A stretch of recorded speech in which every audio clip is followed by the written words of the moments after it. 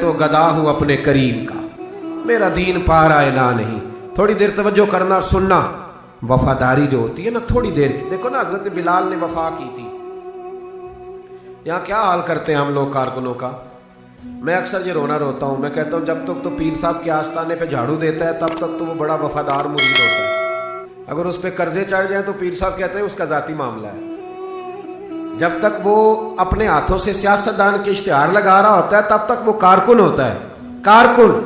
اور جب وہ کہیں الجھ جائے تو کہتے ہیں جی میں اس کے ذاتی معاملے میں نہیں. یہ ذاتی معاملہ کیا ہوتا ہے؟ جب تیرے اشتہار لگا رہا تھا سیاستدان کے تب ذاتی معاملہ نہیں تھا. جب کسی کو ضرورت پڑ گئی تو اب معاملہ ذاتی ہو گیا. پیار کرنا پڑے، کچھ دینا پڑے تو پھر بھاگ گئے، بفر گئے. اور لوگوں کے پاس جب دولت آتی ہے تو رنگ ہی بدل جاتے ہیں. جب اقتدار ملتا ہے تو انداز ہی بدل جاتے ہیں. جب اتوار کچھ اور ہوتے ہیں تو لوگوں کے طریقے بدل جاتے ہیں. اس لیے کہ رشتہ ضرورت کا بنا لیا ہم نے. سیدنا بلال نے بڑی مار کھائی تھی. کوئی بتائے حضرت بلال کو گورنری کا لالچ تھا؟ حضرت بلال حبشی کو کیا لالچ؟ بڑی مار کھائی. اور یارو بڑی ساری کھائی.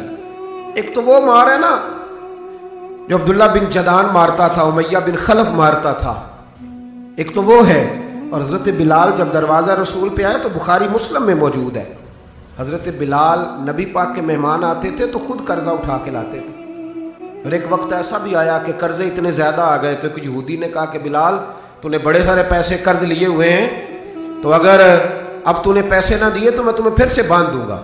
حالانکہ وہ سارے نبی کریم کے مہمانوں کے لیے قرضے لیے تھے. حضور کے ذاتی کام کیے ساری زندگی ذاتی. یارو یہ جو لوگ ہوتے ہیں یہ بڑے شاندار ہوتے ہیں، ان کو کوئی لالچ نہیں ہوتا. جن لوگوں نے اس محفل کے اشتہار لگائے ہیں ان کی تو اشتہار پہ فوٹو نہیں لگی ہوئی. لنگر کھلا رہے ہیں ان بیچاروں نے. تو وہ ایک نقیب محفل ملتان میں نا ایک دفعہ پیار چلتے ہیں نا دوستوں سے، مجھے غصہ بڑا کم آتا ہے تو کبھی آ جائے تو وہ چلو آ بھی جاتا ہے. اب یہ بھی مسئلہ ہے. وہ بار بار کہہ رہے تھے لوگوں سے تسی ہاتھ نہیں چک دے، تسی بڑے بے ذوق ہو، تسی مینوں یاد رہو گے. میں کیا چپ کر جا، تو کوئی نظر نیاز لینی، یہ سارے مفت آئے نہیں، یہ زیادہ قیمتی ہیں، یہ فری آئے ہیں. بڑی مہربانی، اللہ آپ کو جزا. سنیں جی میرے بھائی، یہ کہ نا جن لوگوں نے جو درخواست لے کے گیا تھا تھانے جلسے کی اجازت کی، اس کا تو نام ہی نہیں چھپا.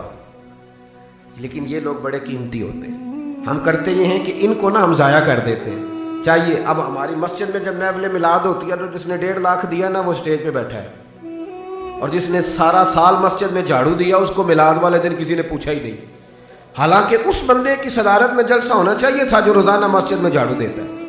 اس کی صدارت ہونی چاہیے تھی تاکہ پتہ چلے کہ رسول اللہ کے غلام میلاد کے موسم میں غریبوں کو عزت عطا کرتے ہیں. لیکن ہم نکل جاتے ہیں، ہمارا ماحول نہیں، مزاج نہیں. حضرت بلال نے نوکری کی، سارا دن نبی کریم کے کام کرتے، سارا دن. تھوڑا سا ٹائم بچ جاتا نا، کہتے حضور کوئی حکم تو نہیں؟ ملا رومی نے لکھا کوئی حکم تو نہیں؟ حضور فرماتے نہیں، سارے کام ہو گئے. حضور میں تھوڑی دیر کے لیے جاؤں؟ جائیں. 1 دن بھی، 2 دن بھی، 3 دن بھی. حضرت انس بن مالک کہتے ہیں ایک دن میں نے پوچھ لیا، میں نے کہا حضور یہ بلال چھٹی لے کے جاتے کہاں ہیں؟ شادی تو کی کوئی نہیں تھی، ابھی گھر تو تھا نہیں، تو یہ جو آ کے کہتے ہیں کوئی کام تو نہیں میں جاؤں؟ تو محبوب نے فرمایا جب یہ مجھ سے پوچھ کے جاتا ہے نا کوئی کام تو نہیں جاؤں، تو پھر سیدھا سیدہ فاطمہ کے گھر جاتا ہے. تھوڑی دیر بیٹھے نہیں، اللہ آپ کو جزا تشریف رکھے.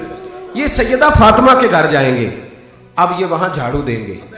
اب بیٹھے نہیں، اللہ آپ کو برکت دے، جزائے خیر. تشریف رکھے، اللہ تعالیٰ آپ کو برکات دے. پیچھوں کے لیے مسئلہ بنتا ہے، تشریف رکھے. اب یہ نا سیدہ فاطمہ کی چکی پیسیں گے. یعنی کوئی ٹائم بچ جاتا تو وہاں کتنی نوکری کی حضرت بلال نے، کتنی ڈیوٹی کی کہ نہیں کی. لیکن کسی عہدے کے لالچ کے لیے، کسی منصب کے لیے، کسی فوٹو کے لیے، کسی صدارت کے لیے. لیکن میرے محبوب نے بھی جب اعزاز دیا نا تو پھر کمال ہی دیا. پڑھیے ترمذی شریف. حضور آئے نا معراج سے واپس. میں جلسے سے دیر سے جاتا ہوں نا تو میری ایک بیٹی ہے، وہ جب میں نکلنے لگتا ہوں کہتی ہے آج دیر سے آئے تو دروازہ نہیں کھولنا. روز ہی دیر سے آتے ہیں، تو جب رات کو جاتا ہوں تو سب سے پہلے وہی کھولتی ہے. آ گئے آپ. اب بندہ جب سفر سے واپس جاتا ہے تو پہلے بچوں کی بات کرتا ہے، بیٹوں کی. محبوب معراج کے سفر سے واپس آئے، لیکن سب سے پہلے جو بات کی وہ حضرت بلال حبشی کی. سب سے پہلی بات سیدنا بلال کی. مجمع میں بٹھا کے، مجمع میں حضرت بلال کو مجمع میں بٹھا کے فرمایا کیا عمل کرتا ہے بھائی تو بلال؟ عرض کی حضور کیا ہوا؟ فرمایا بتا کیا کرتے ہو، کون سا عمل ہے جو زیادہ کرتے ہو؟ کہا حضور حکم کریں۔ تو محبوب فرمانے لگے جب میں جنت میں گیا ہوں نا معراج کی رات، تو میں نے وہاں تیرے قدموں کی آواز سنی ہے۔ جنت میں تیری اب کس نے ذروں کو اٹھایا اور صحرا کر دیا، اور کس نے قطروں کو ملایا اور دریا کر دیا، یہ کس کی حکمت نے یتیموں کو کیا در یتیم اور غلاموں کو دنیا بھر کا مولا کر دیا۔ ایک بڑی عجیب بات لکھی ہے ابن اسحاق نے، کہتے ہیں کہ جب فتح مکہ ہوئی نا، ظہر کا ٹائم ہوا تو نبی کریم علیہ السلام نے فرمایا چلو بھی اذان پڑھو، بلال کو بلاؤ۔ تو جو ہے میری بات پر سنیں اور یاد رکھیں، حضور نے فرمایا بلال کو بلاؤ، اذان پڑھے۔ تو ایک شخص نے حضور کے کان میں مشورہ دیا کہ یا رسول اللہ صلی اللہ علیہ وسلم کافر تو پہلے ہی سارے جل گئے، مر گئے، فتح مکہ ہے، تو کچھ لوگ حضرت بلال کے بڑے دشمن ہیں، تو یا رسول اللہ صلی اللہ علیہ وسلم بلال یہ ہمیشہ پڑھتا ہے وہی پڑھیں گے، تو آج نہ کسی اور کی ڈیوٹی نہ لگائیں اذان پڑھنے کی، فتح مکہ کا موقع ہے، چلو کوئی اور پڑھ دے۔ یہ روٹین میں جب پروگرام ہوتے ہیں تو تب تو مقررہ امام بھی نہیں نا جماعت کراتا، چلے کوئی بزرگ آئے ہیں وہ کرا دیں، آج موقع ہے، بری بھی بات کوئی نہیں۔ جس نے مشورہ دیا خلوص کے ساتھ دیا، حضور کوئی اور نہ آج پڑھ دے، لیکن میرے محبوب نے جو جواب دیا وہ بڑا قیمتی تھا۔ محبوب کریم فرمانے لگے جب پتھر کھانے پڑے تو تب تو بلال پڑھے، اور جب بدر اور احد میں تلواریں چمکے تو تب تو بلال پڑھے، اور فرمایا جب بھوک کاٹنی پڑے تب تو اذان بلال پڑھے، اور آج اللہ شانے عطا کرے تو کوئی اور پڑھے۔ فرمایا سارے نیچے کھڑے رہیں گے، ابو بکر و عمر و عثمان و علی، طلحہ و زبیر، سارے ہمیشہ کی طرح سنیں گے، اور آج بیت اللہ کی چھت پہ چڑھ کے جو اذان پڑھیں گے وہ بلال حبشی ہوں گے۔ میں لوگوں کو بتاؤں گا کہ وفا کے رشتے وفا کے رشتے ہی ہوتے، وفا کے رشتے وہ پانی پرن سہیلیاں رنگا رنگ کڑے، او پائیا اسی تے پڑھیا اس دا جانیے جس دا توڑ چڑھے۔ وفا والا رشتہ قائم کرو، وفا والا، کبھی ملا کرو، کبھی پی ایچ ڈی کر لیتے ہو نا تو کبھی میٹرک والے پرائمری والے استاد سے بھی جا کے ملا کرو، جب اللہ شانے عطا کرے تو کبھی کبھی اپنے گاؤں بھی جایا کرو، کبھی جا کے ملا کرو۔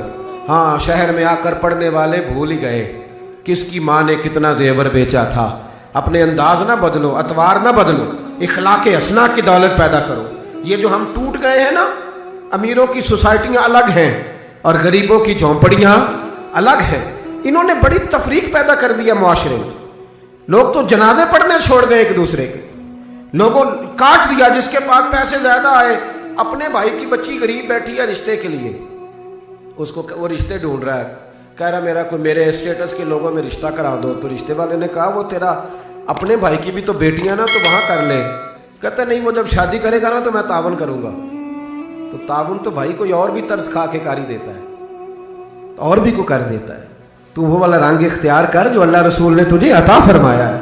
ہمارے معیار میں وہ وفا نہیں، وہ حسن نہیں، یہ میری طرح کے لوگ جن کو اللہ بڑی شانیں عطا فرماتا ہے، دین کے نام پر بڑا نوازتا ہے، لیکن لب و لہجے میں کئی دفعہ سختی آتی ہے، کئی دفعہ احساس نہیں ہوتا کہ ہم کیا کر رہے ہیں۔